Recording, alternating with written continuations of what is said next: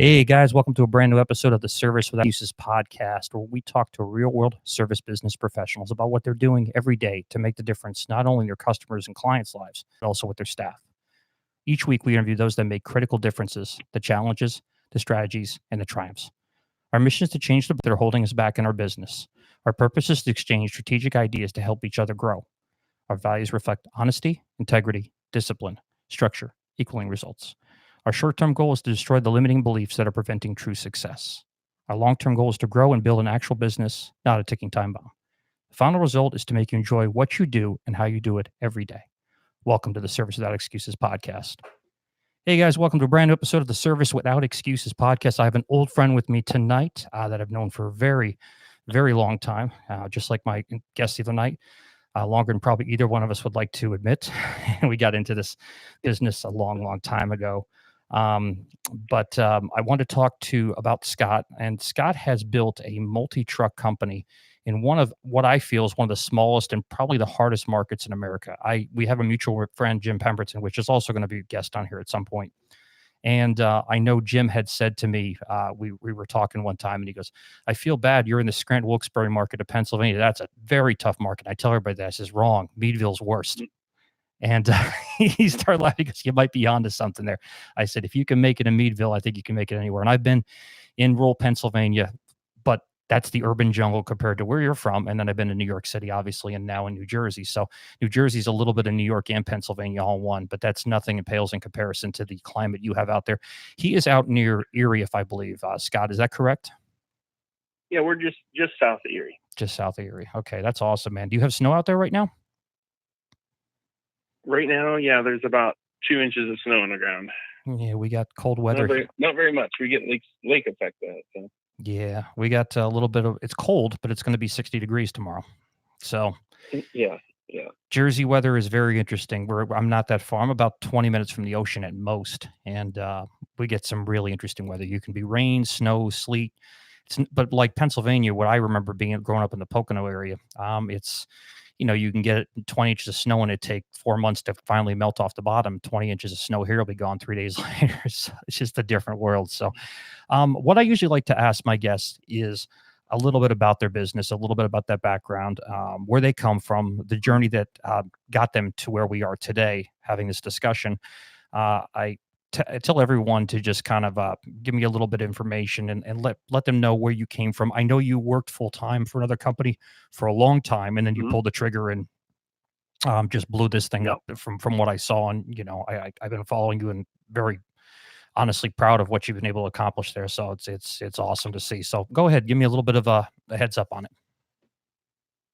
So I started this company back quite a while ago when I was 21. I started this company, and I had worked for another company for a few years, and they mainly did like janitorial type stuff, and they did a small amount of carpet cleaning, and the owner of that company just hated it. And so I ended up loving it, making that difference for people, and so it started out as a hobby, making some spare cash on the side, and then I decided to form my own company after I worked for him, and I didn't do janitorial like he did. I just, kind of started with carpet cleaning, doing it, like I said, as a hobby. And it's slowly grown over the years. And then in the last, since 2015, it's really been just growing like clockwork. But there's a few key little things that we do that really makes a big difference when you have a company that's, if you're not growing, I think you're dying. I think that's well said. The thing in the market. And there's some things you can do to really keep your business on top. Even online, keep your business on top and keep in front of people. And so I worked for a aerospace company making parts for different aircraft and helicopters, and you name it. If it flew, we made parts for it. And I worked there for 16 and a half years, and then my wife and I were trying to have a baby, and she finally got pregnant, and I decided it was time to leave and run my company, because I was already having employees do work while I was at the other job. And it's really hard to manage stuff when you're not there, so we decided to make the leap and get, another full-time employee. And then jump ship from the other business that I was working for and work on my own business. So That's awesome, man. yeah. And I've watched you. I watched the process. I mean, we met, you were still working for, another company that you were doing this and kind of building CNS up piece by piece. And now I've watched how Yep. you have your own building there now. You have your own staff, your own trucks. I see the video, the carpet guy videos and stuff. And it's just awesome to watch. Thanks. I love people growing success, especially somebody I know. So what do you feel have been some of the biggest challenges and some of the biggest strengths you found with growing your business? What have you found that probably has given you the most challenge, but what do you feel have been some of the best opportunities you've obviously worked very hard to get, but what have you felt they are? Okay, so challenges are definitely when you're a new person in the market and nobody knows who you are, and that's a challenge because you'll get people like, oh, I've never heard of you before, and just because you have limited market exposure, and there's a way to cheat around that, and that's using social media, because most people they'll find you on the internet and they'll read up about you, and the more professional and polished you look on the internet, they take you that much more as a professional, regardless of how long you've been in business. And I think having that polished look really, really helps. And then, so that was probably the challenge, putting in the time, becoming exposed, to the world around me, and in my time, when I started my company, Facebook wasn't a thing, so it was, being in the phone book, handing out flyers, sending companies letters, stopping in places where you could, and just essentially hitting the pavement and going out. And now the landscape has completely changed, and there's so much digital marketing that you can do without ever leaving your desk, and you can reach anybody now. Strength, I would say my strength is being the underdog, and you'll laugh at this, but being the underdog for so long, and then finally, coming out and then really going after the marketing, and then all your competitors are kind of like, eek, like, where did this guy come from? He's been around for 10 years and now he's like really showing up. It's like the Titanic pulling into a small port. You know what I mean? Like, I actually you engulf the whole situation. I actually do. I'm not a native of New Jersey, and when I got here, I brought the knowledge I got from running the business and selling the business in Pennsylvania, then going to New York and doing the same thing there. Yep. And you can't take the knowledge, the ability, and the drive, and the passion you have for what you're doing away from you. That's for sure. So I got here, I'm like, I'm doing this sucker on complete social media, and I'm writing posts and blogs and pictures and old school, and it takes a lot of time, and it takes a lot of grit to do it, and a lot of people aren't willing to do it. So I totally understand where you're coming from, and I know how hard you've had to work in order to get there. Do you feel that implementing that? Yeah, I know you well enough to know that you're a systems guy too as well. You like procedures and systems. Obviously your background, that's a big part of it. If you're making parts for airline, that's very, very important. My stepson actually does it for the military as well. He's working as a private contractor now. So I know those those plane parts are extremely important, but how important do you feel systems and procedures are in the growth and operation of your business? What do you feel that, So systems are, when I first started my company, having helpers and employees, and even when we first got our first full-time employee, we didn't have a lot of systems in place, and it kind of bit us a little bit because, you'd have an employee show up at the shop, they kind of look and see what they're doing. And then if you don't have like checklists and the technology for clock in, clock out, find out where they're at, if they're having trouble, and making sure the employee knows what they need, where they're going, all that fun stuff. If you don't have that, you're kind of setting yourself up for problems. right? And so we bit the bullet, invested in a bunch of technology, and made essentially like checklists for all of our different services, so that our employees could come regardless if they were having an off day or whatever. Because if you're tired, you're not as crisp. You don't pay nearly as much attention. But when you've got a checklist in front of you and all the information you need right there on your phone for your job, it makes their life easier, and it makes my life easier because they know what they need to do, and I know that they're doing it because of the way that we have the system set up. Right. So, yeah, I can't. The military has standard SOP, standard operating procedures. And if they don't have that, somebody can lose a life or lose a limb or, worse. You Oh can yeah. have a whole slew of things go wrong. But I know that systems and procedures in place. Like I'm an owner operator like you, and I have two vehicles myself as a small business, only a little under 2 years into it. And not having those things in place, like I what I came back from in the past, and the Oh systems yeah. are just part of the day to day. You don't know how to operate outside of them. So for me, not to run something systematic, I couldn't even imagine. But we've both been through the strategies for success course, and I know that really they push that a lot, and um, it was like a Yep. refresher course for me because I was used to doing it. One of the challenges I had going there, and the reason I went was I knew how to run a multi-truck company, just didn't know how to start one. So I didn't know how to Yeah. start from the scratch and run an owner operator. I had no idea. I'm running it like, hey, I've got a budget for this. I'm running this. I'm going to market it like I've got 5 trucks. That's great, unless you want to be broke quick. And I sure had to learn that lesson sometimes the hard way. Yellow Pages guy must have been laughing his tail off at me when I first met him. Like you, my first business, 2005, Facebook had just started, so it wasn't really a big deal. Now that's going into curtailing to that question. How do you feel? Obviously, social media has become a big part and being that online presence. And I had a friend of mine that's one of the best SEO experts, in my opinion, in the country for small businesses. And we were talking about, the importance of that. But we also talk, a lot of people think social media is SEO and SEO is part of social media, and actually two different things. SEO obviously is Yeah. how your website, you look and your ranking on the website and how you're found, how people find you. Social media is the imprint you put out there so people can find you. But how important has social media been to getting your business to the next level? And what type of social media has really helped you? I know Facebook's big for you. Facebook's huge for me. Instagram's big for me. I Mhm. use a couple platforms to do it. Of course, Google local business is big, and your location, your basically your little shop Yeah. that they have there, it is very essential because people don't know where you're at. And I know with geolocating today, people are able to find local businesses a whole lot easier than, hey, see my truck. So Yeah. it's Yeah. changed the factor. And I imagine in a small business, the internet's still the same playing field.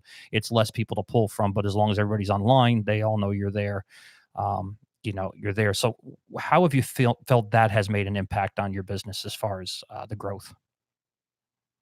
So we mainly focus on Facebook because it's, one of the biggest platforms. It's affordable. It's easy to do even from your cell phone. And believe it or not, like I have a pretty decent office, and all the fun stuff, but most of the marketing I do is straight up from my cell phone. And having Facebook and, different things available to me, because we have, obviously YouTube where clients, when they really look at a company and they can see videos of stuff you've done, that really helps get you that moment of truth, of like, are you as good as people say you are? Or, yeah, just making sure that they're reaffirmed that they're making that right decision. So YouTube helps there. Facebook, easy, cheap advertising to get out in your market. And the big thing is, being in, from a big city and stuff, and now where you're at is the bigger the city, the more expensive the advertising and the Oh yeah, harder it is to stay in front of your client, your client base. definitely. Whereas where I'm in the, out here in rural Pennsylvania, there's nobody marketing for carpet cleaning and all the other services that we provide. So we get a ton of phone calls saying, hey, we saw you on Facebook. We went to your website. We made the phone call, or we booked online, and that really helps a lot. And then Google, obviously, if you don't have a Google Places listing for your business, you're really, I think that's a huge mistake, because if people can't find you at least online very easily, or maybe you don't have a website because you're just starting, if they can at least find your listing and maybe some pictures and some video and stuff that you put up there that costs you absolutely nothing, I think that helps so much is as a stepping stone to becoming a bigger company, and then spending some money on Facebook if you need to, but those three things: YouTube, Facebook, and Google My Business is where you sign up, your business to be found online. I think those three things, they're all free unless you want to pay to be in front of more people. So they're really easy marketing tools.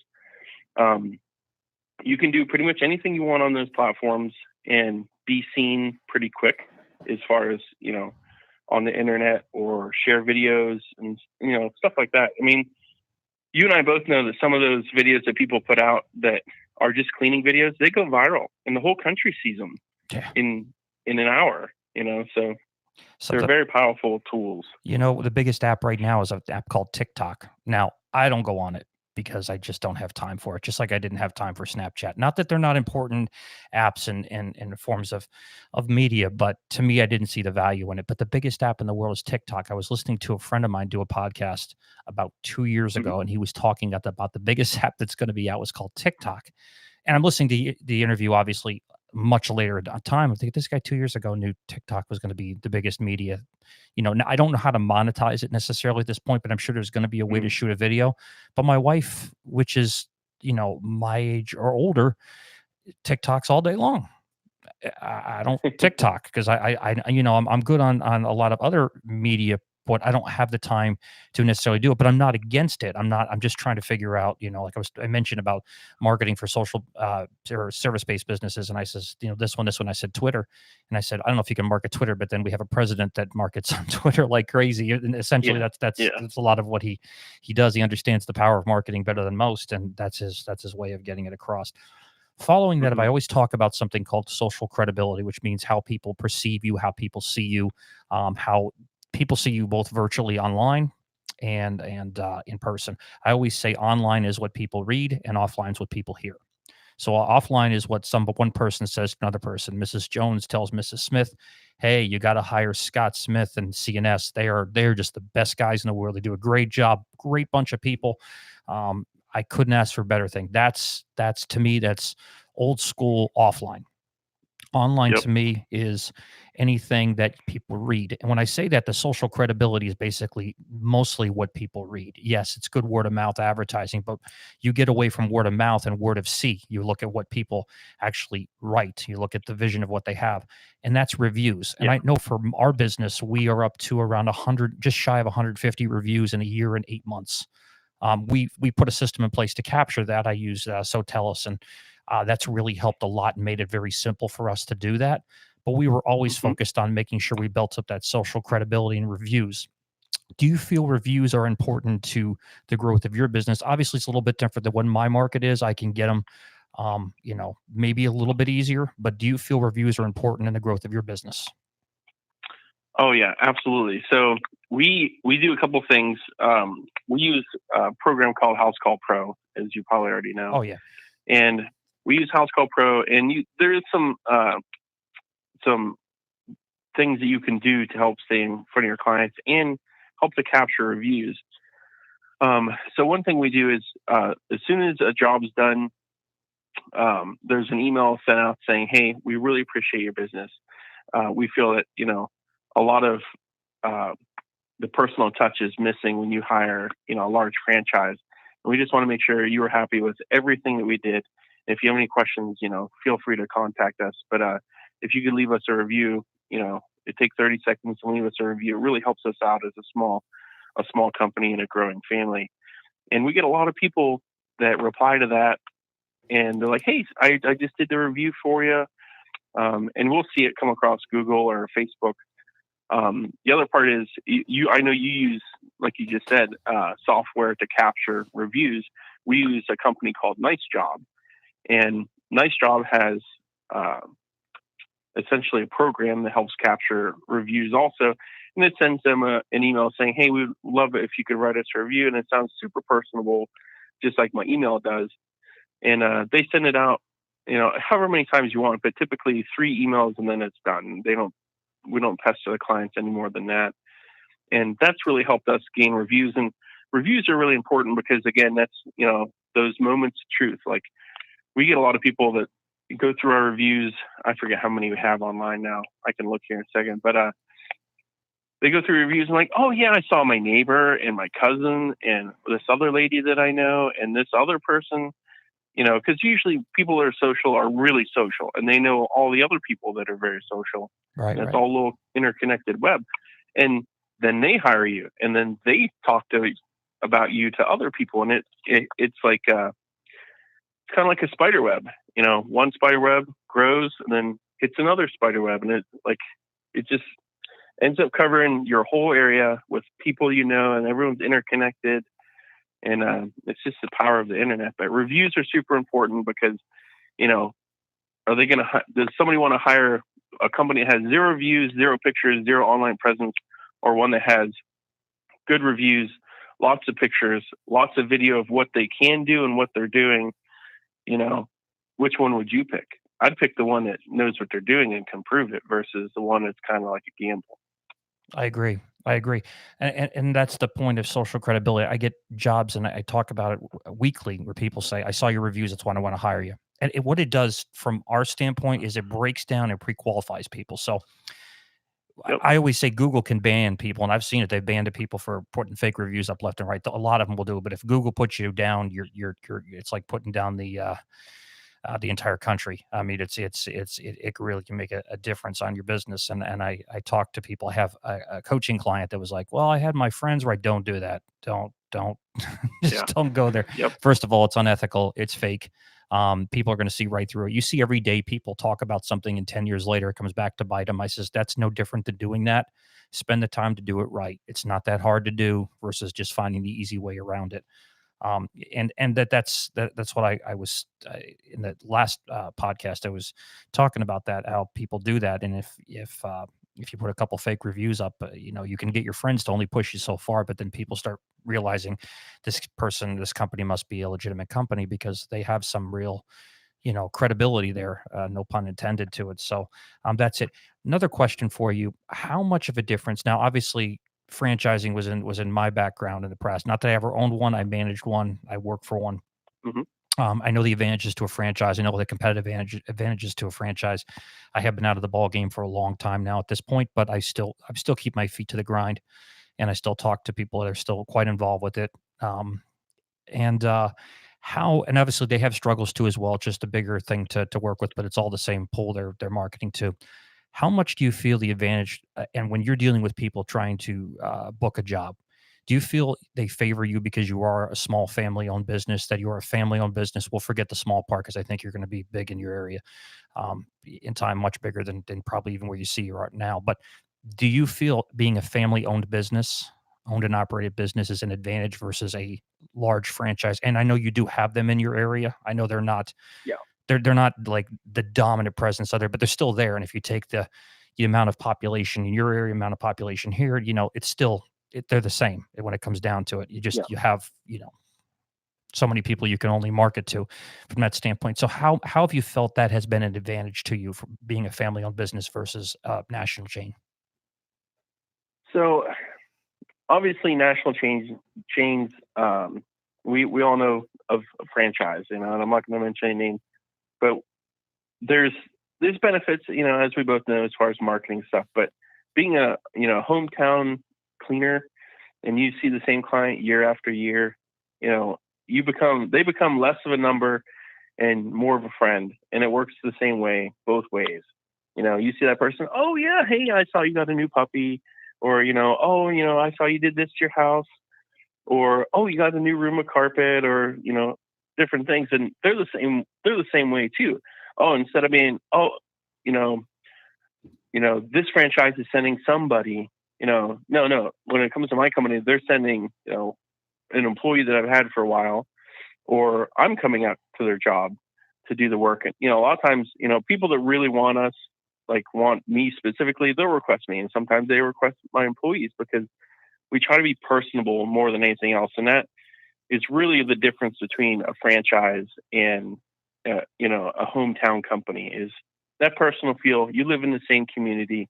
You're not getting a possible franchise that's driving 30 minutes from another town to service your area, because there's territories in some of them. But that hometown company, they see your trucks all the time. They see you at their neighbor's house. They see you at the store, the same store that they shop at. They see all around, and that hometown exposure, I think, really does make a huge advantage, even more so than corporate advertising on TV could ever do, being that hometown person that they see all the time. I mean, I try not to go to Walmart like during prime time, like from 6 to 7 o'clock in the evening, because people saw me all the time, and they're like, "Oh, hey," and they'll talk to you because you're, instead of being a number, you're their friend, because you're in the same community. I think that really does make a big difference. It really does, Scott, because when I work for the nation's largest carpet cleaning franchise, as far as by sales numbers, we won't get into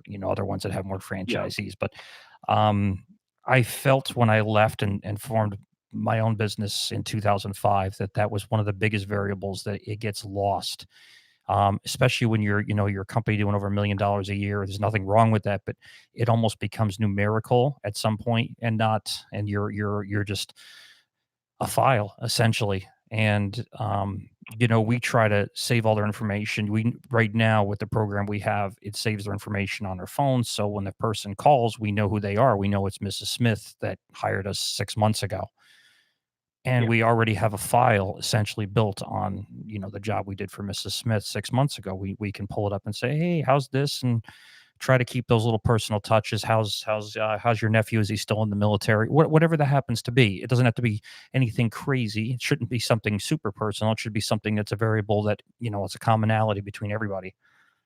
And Yeah. I do feel those personal differences make all the difference in the world. One of the reasons this podcast was what I want is I didn't want marketers on here. I didn't want salespeople on here. I want influencers. I want people that can do it, but nobody that's actually selling anything particular to market to people. There's something really pure about just a business person that does what they're doing right now, today, in the trenches, as our common friend Steve Toburin would say, in the trenches right now, doing it. Not that have done it and sold their business, that'd be like me saying, I know the marketing strategy from Stanley Steamer right now. I don't. In 2005, Yeah. obviously, we had a CRM program back then. I can't even fathom what they probably have now, but they were like, CRM programs were like in the early 90s back for them, when it was, non-existent for everybody else. So, it's good to see that's been a factor, that being a family-owned business from scratch, they can get the owner on the phone. That's something that experienced myself was, when I first got off the truck and all the businesses. Well, is this other guy going to be just as good as you? Actually, he might be better than me, and I hope he is. I'm getting old. So, but as I was always saying to them, listen, if the job's not done to your satisfaction, you call me up and we'll take care of it, or we'll give you your money back. It's that simple. I don't I make no personal attachment to a job. If it doesn't come out the way you're expecting it to do, if that job costs me, and it has in the past, $700, $1,000 out of my own pocket because it's not where a person likes it, that's my responsibility. That's what service without excuses means. It means I'm doing the job, and I'm not going to give you an excuse afterwards of why you got to pay me because you weren't happy with the job. And have we given people money back? You betcha. Have we not charged them? You betcha. Yep. And it's the best money I ever spent, because that can be an expensive Yeah. customer from what I've learned in the past.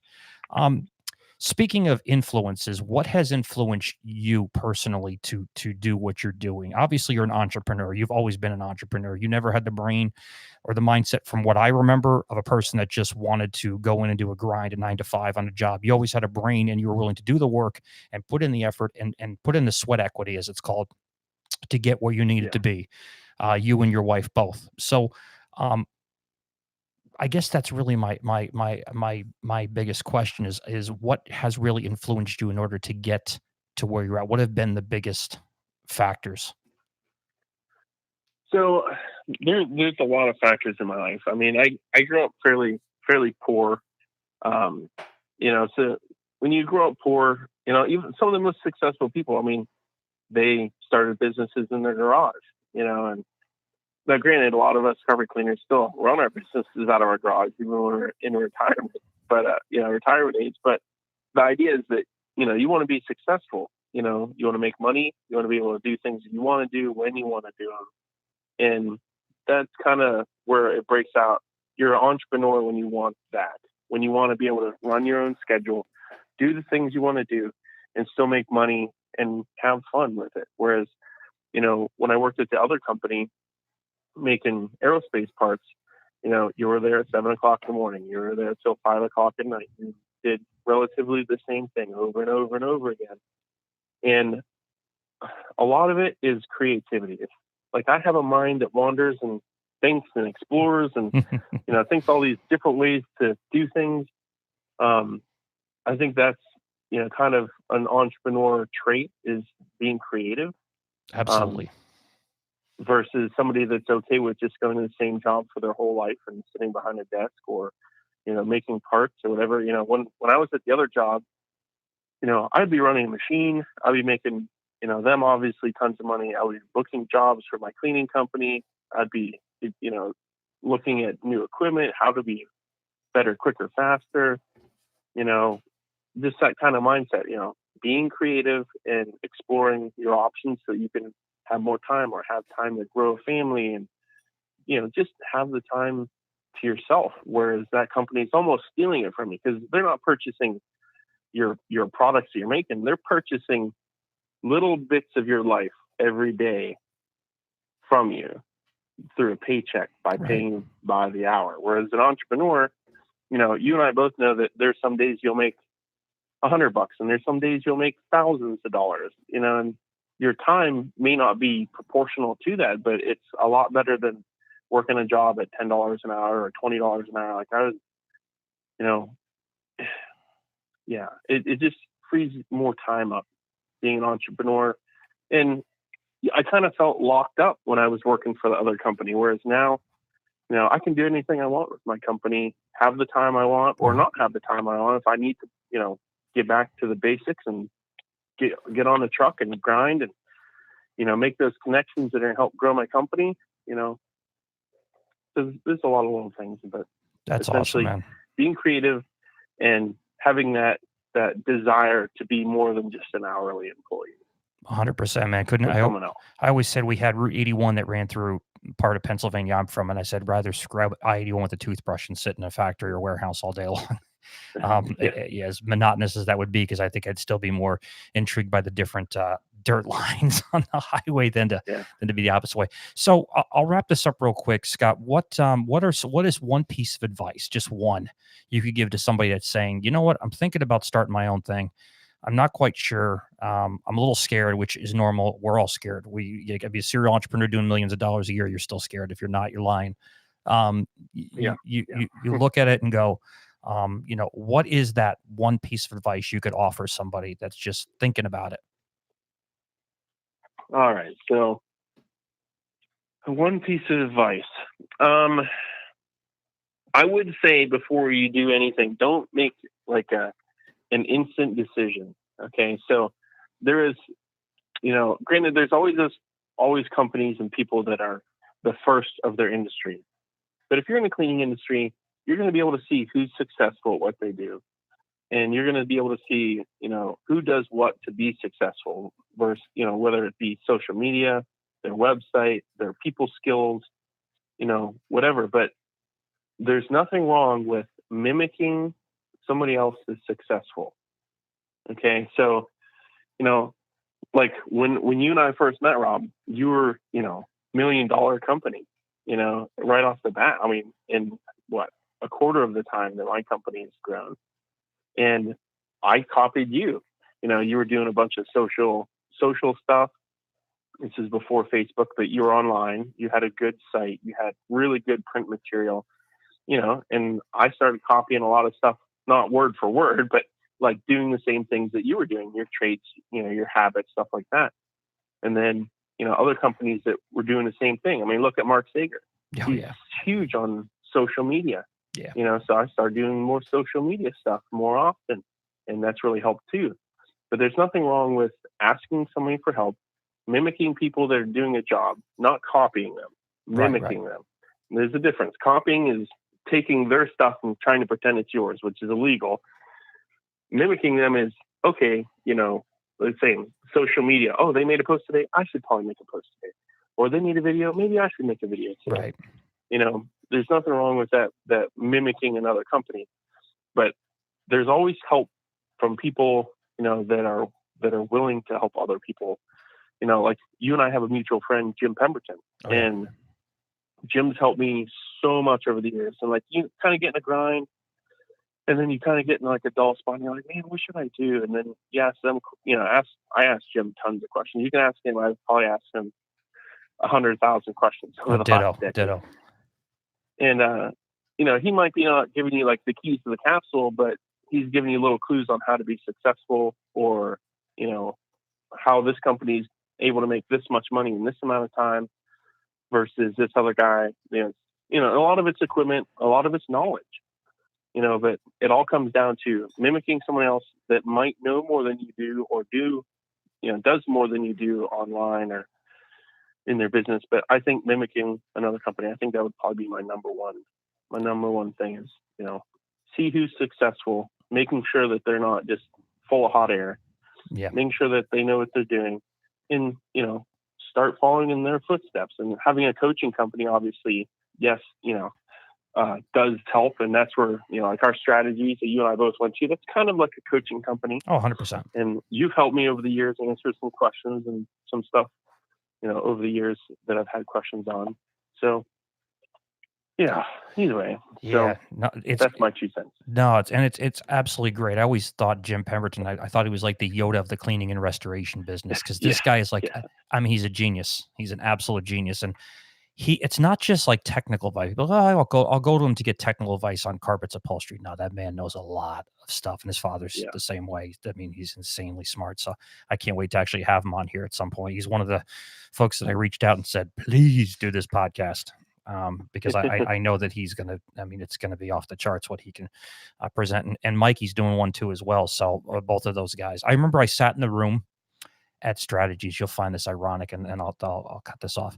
I have Rob Allen on one side with his wife. I have Mike and his wife on the other side. And I'm sitting there. I took everybody to dinner, and it was the time Mike had just started his site because he'd been kicked off every other board on the planet. Mm-hmm. And Mike was like, screw this, I'm starting my own site. So he did. And Rob was just there shooting the bull. And I think Rob probably was trying to get some idea of what he did, but they were both friends. I bought everybody dinner. I was probably the most on paper successful guy sitting in the room at the time. And both of them have gone on to a big thing. I know they have their little beef between the two of them, but ultimately both have built up a real empire, and both are two entirely different people.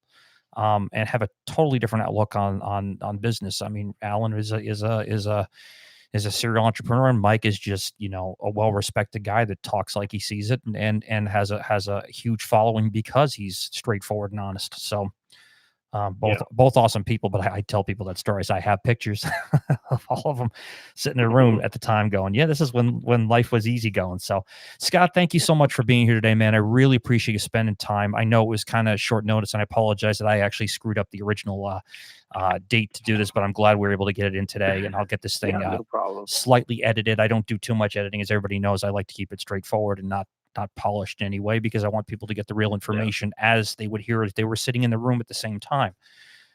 So Scott, thank you so much again. You are with CNS Cleaning out of Meadville, Pennsylvania. Is that correct?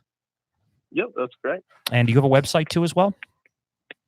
Yeah, it's whencleancounts.com. I love it. Whencleancounts.com. I want to thank everybody for joining us today on the Service Without Excuses podcast, episode number 8. I got my dog here behind me making noises because I guess he's a little antsy tonight. So thanks again, Scott, and we will talk to everybody soon. Thanks so much, guys. All right. Thanks.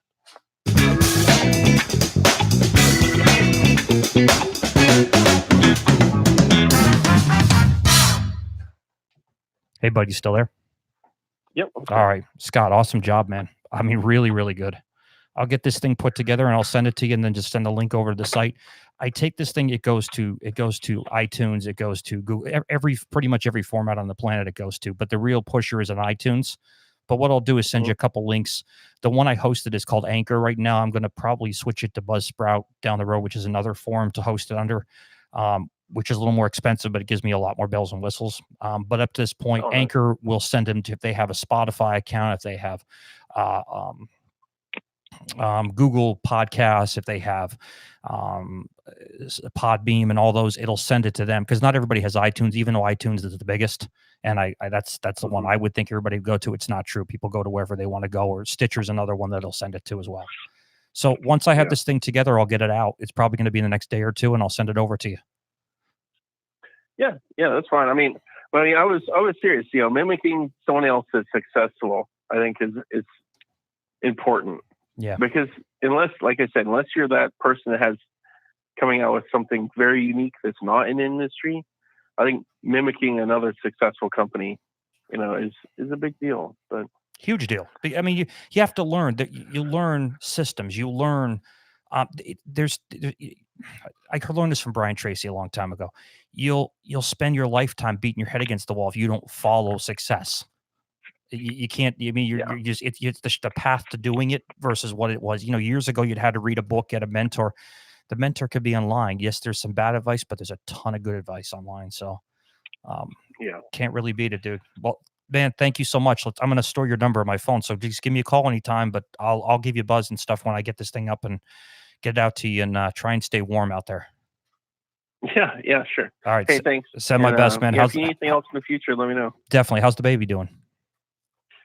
He's pretty good. Yeah, awesome. We went to Walmart before this, and luckily it was dead, because usually it's like, I'm getting stalked. Like, people are, oh, hey, Scott, I meant to book a job, and